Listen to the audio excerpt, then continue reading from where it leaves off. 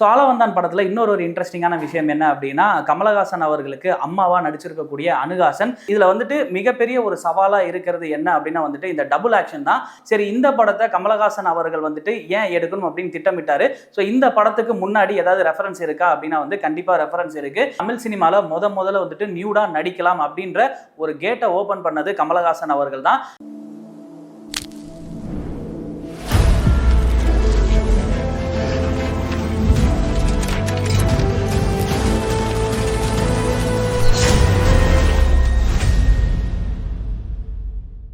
Orange Tamil நேயர் viewers எல்லாத்துக்குமே வணக்கம். Welcome to the show interesting facts.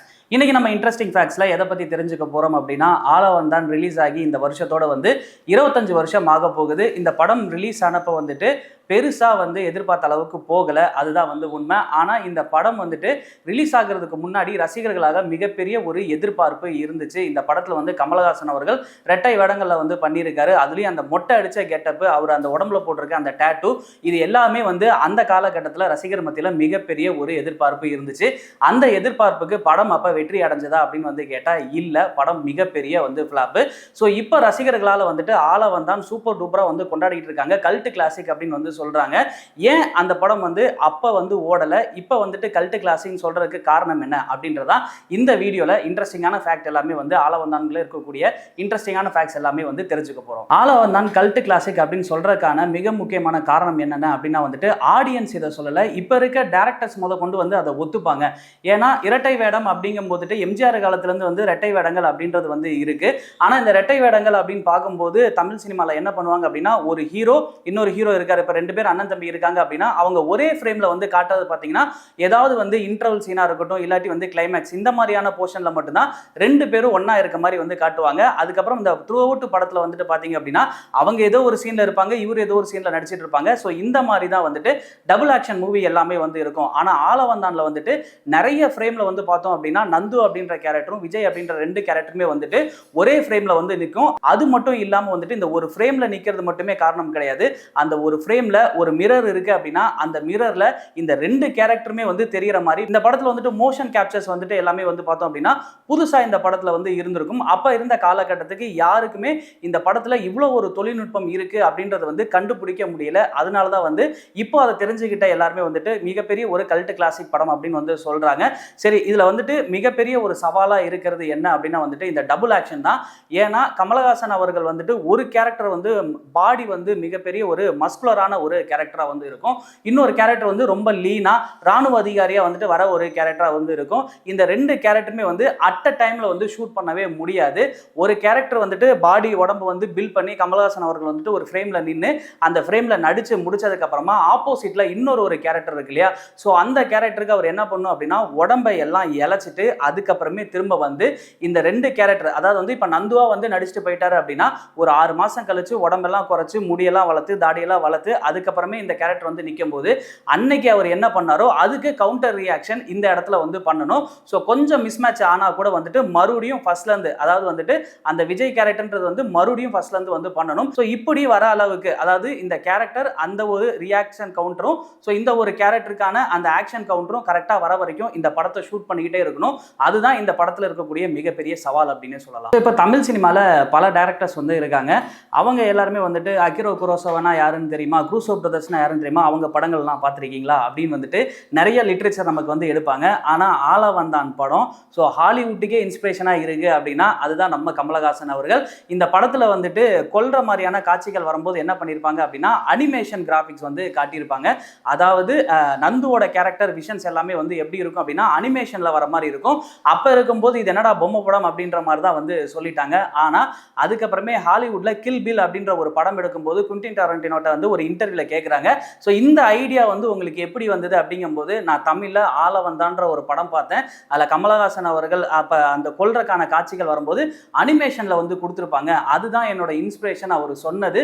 So இப்போ வரைக்குமே தமிழ் சினிமாவே மட்டும் இல்லை இந்திய சினிமாவே ஆச்சரியப்பட வச்சிருக்குன்னு சொல்லணும். ஸோ இந்த அனிமேஷன் கிராஃபிக்ஸோட ஐடியா வந்து ரொம்ப பிரில்லியன்ட் அப்படின்னே வந்து சொல்லலாம் படத்துக்கு. ஏன்னா அப்போ இருந்த சென்சார் போர்டு என்ன பண்ணுவாங்க அப்படின்னா ரொம்ப வைலண்டான காட்சிகள்லாம் இருக்கு அப்படிங்கும்போது அதுக்கு சென்சார் கொடுக்க மாட்டாங்க. ஸோ அதனால அதனால கமலஹாசன் அவர்கள் இந்த படத்துக்கு வந்துட்டு கொல்ற மாதிரியான சீன்ஸ் எல்லாமே வந்து அனிமேஷன்ல வச்சா சென்சார் போர்டுனால பிரச்சனை வராது, அதுக்காக இதை வச்சாரு அப்படின்னு வந்து சொல்றாங்க. ஆக்சுவலா அது மட்டுமே ரீசன் கிடையாது. ஏன்னா நந்து அப்படின்ற ஒரு கேரக்டர் வந்து சைக்கோபாத்தான ஒரு கேரக்டர். இந்த கேரக்டருக்கு வந்து அவனோட உலகத்துல அவன் பார்க்குற விஷன்லாம் எப்படி இருக்கும் அப்படின்ற ஒரு கற்பனையை தான் வந்துட்டு அவனோட பார்வை எல்லாமே வந்து சிவப்பு நிறமாக தான் வந்து இருக்கும். அதாவது வந்து அவன் ஒரு ஆங்கிரி மேன், அதாவது சைக்கோபாத் அப்படின்னு சொல்லும்போது அவங்க எல்லாருமே வந்து ரொம்ப கோபமாக தான் வந்து இருப்பாங்க. அவன் பார்க்குற விஷன் எல்லாமே வந்துட்டு அவனுக்கு சிவப்பாக தான் இருக்கும் அப்படின்ற ஒரு சின்ன மைனூட்டான டீட்டெயில் வந்து அந்த படத்தில் கொடுத்துருப்பாரு. அதனால தான் நந்து வந்து இமேஜினேஷன் பண்ற எல்லா சீனுமே வந்து ரெட் கலர்லேயே வந்து வரும். ஸோ ஆளவந்தான் படத்தில் நந்து விஜய் அப்படின்ற இந்த 2 கேரக்டர் இருக்கு. இந்த 2 கேரக்டருமே வந்து கமலஹாசன் அவர்கள் இந்த நந்து கேரக்டருக்கு தான் வந்துட்டு அதிக மெனக்கடல் போட்டாரு அப்படின்ட்டு நினைக்கிறது வந்து ரொம்பவே தவறான விஷயம் தான். ஏன்னா இன்னொரு ஒரு கேரக்டர் இருக்கும் விஜய் அப்படின்ற கேரக்டர். இந்த கேரக்டர் வந்துட்டு அவர் மெனக்கெட்ட விஷயம் வந்து ரொம்ப பெருசு அப்படின்னே வந்து சொல்லலாம். ஏன்னா ராணுவத்தில் போயிட்டு, அதாவது மிலிட்ரி கேம்ப்ல போயிட்டு அந்த மிலிட்ரி மேன்ஸ் எல்லாருமே வந்து எப்படி பிஹேவ் பண்ணுவாங்க, அவங்களோட பாடி லாங்குவேஜ் என்ன, அவங்களோட ஹேர் கட் என்ன அப்படின்னு சொல்லிட்டு அவங்க கூட கிட்டத்தட்ட ஒரு 6 மாசம் வரைக்கும் கமலஹாசன் அவர்கள் ட்ரைனிங் எடுத்துட்டு அந்த கேரக்டருமே வந்து படத்துல ஷூட் பண்ணியிருப்பாரு. ஆளவந்தான் அந்த நந்து கேரக்டருக்கு வந்து பாத்தீங்க அப்படின்னா அவரோட பாடி லாங்குவேஜ் வந்து பார்க்கும்போது ரொம்பவே டிஃப்ரெண்டா இருக்கும். அந்த பாடி லாங்குவேஜை மட்டும் கொண்டு வந்தது இல்லாம அவரோட டோட்டல் பாடியுமே வந்துட்டு ரொம்ப மஸ்குலரா வந்து இருக்கும். அதையுமே ரெடி பண்ணி அந்த ஆளவந்தான் அப்படின்ற கேரக்டருக்கு மிக முக்கியமா வந்து ரொம்ப தூணா அமைஞ்சது அந்த நந்து கேரக்டர் அப்படின்னே வந்து சொல்லலாம். இந்த நந்து கேரக்டருக்கு ரெஃபரன்ஸ் அப்படின்றது வந்து கிடையாது. அவரோட இமேஜினேஷன் மட்டும்தான் இந்த ஒரு நந்து கேரக்டர் அப்படின்னே சொல்லலாம். சரி, இந்த படத்தை கமலஹாசன் அவர்கள் வந்துட்டு ஏன் எடுக்கணும் அப்படின்னு திட்டமிட்டாரு. ஸோ இந்த படத்துக்கு முன்னாடி ஏதாவது ரெஃபரன்ஸ் இருக்கா அப்படின்னா வந்து கண்டிப்பா ரெஃபரன்ஸ் இருக்கு. இந்த படத்தினுடைய கதை அவருக்கு எங்க இருந்து தோணுச்சு அப்படின்னா அவர் தாயம் அப்படின்ற ஒரு நாவல் வந்து எழுதியிருக்காரு. அந்த நாவலை அடிப்படையாக கொண்டுதான் இந்த ஒரு படத்தை நம்ம எடுக்கலாம் அப்படின்ற ஒரு யோசனையும் கமலஹாசன் அவர்களுக்கு வந்தது. ஸோ ஆளவந்தான்ல இன்னொரு இன்ட்ரெஸ்டிங்கான விஷயம் என்ன அப்படின்னா ஓப்பனிங் ஷாட்ல நந்து ஜெயிலுக்குள்ள உட்கார்ந்து இருக்கும் போது நியூடா வந்து உட்கார்ந்து இருப்பாரு. இந்த ஒரு விஷயம் தமிழ் சினிமாவே அப்ப உழுக்குச்சு அப்படின்னே வந்து சொல்லலாம். ஏன்னா தமிழ் சினிமால முதல்ல வந்துட்டு நியூடா நடிக்கலாம் அப்படின்ற ஒரு கேட்டை ஓபன் பண்ணது கமலஹாசன் அவர்கள் தான். இந்த ஒரு ஷாட்டை மேக் பண்ணும்போது, ஏன்னா இப்ப இருக்க தமிழ் சினிமால வந்துட்டு நிறைய விஷயங்கள் வந்து மாறி இருக்கு அப்படின்னு வந்து சொல்லலாம். ஆடை படத்துல எடுத்துக்கிட்டோம் அப்படின்னா அமலாபால் வந்துட்டு நியூடா நடிக்கும் போது சில கம்மி டெக்னீஷியன்ஸ் மட்டும்தான் அந்த செட்டுக்குள்ள வந்து இருந்தாங்க. அதே மாதிரி வந்துட்டு பிருத்திவிராஜ் அவர்கள் ஆடு ஜீவிதம் படத்துல நடிக்கும் போதுமே வந்துட்டு கிரீன் மேட்ல வந்து ஷூட் பண்ணாங்க. பர்டிகுலரா டைரக்டர், டிஓபி இந்த மாதிரியான சின்ன அளவான டெக்னீஷியன்ஸ் மட்டும் தான் அதுல இருப்பாங்க. ஸோ ஆக்டருக்கு வந்து கம்ஃபர்டபுளா இருக்கும். அப்ப கமலஹாசன் அவர்கள் இந்த சீன் நடிக்கும் போது கண்டிப்பா இவ்வளோ ஒரு டெக்னாலஜிக்கல் இல்லாத ஒரு சமயத்துல மேனுவலா வந்து ரொம்ப அதிகமா அந்த இடத்துல வந்து இருந்திருப்பாங்க.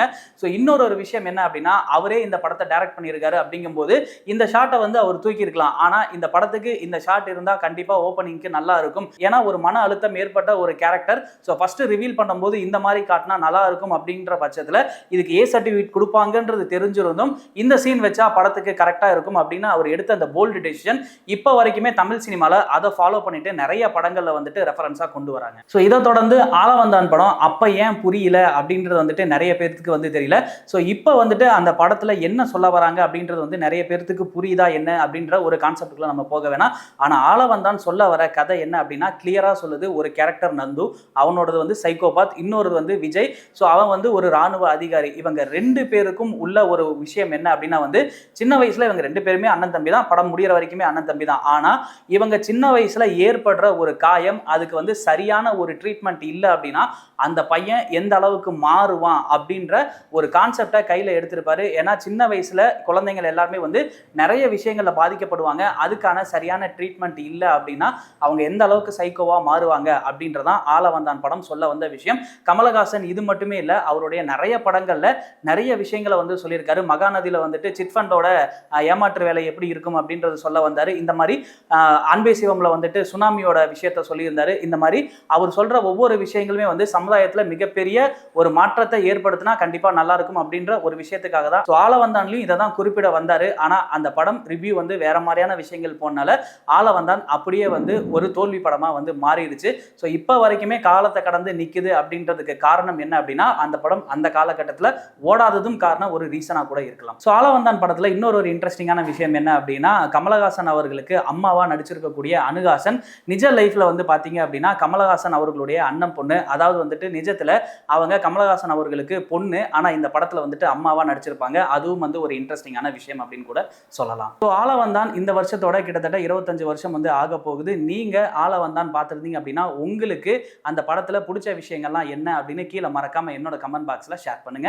இதே மாதிரி நெக்ஸ்ட் வர சினிமா இன்ட்ரெஸ்டிங் ஃபேக்ட்ஸில் உங்களை வந்து மீட் பண்ணுறேன். Another bye from signing off PJ Arjun Manikandan.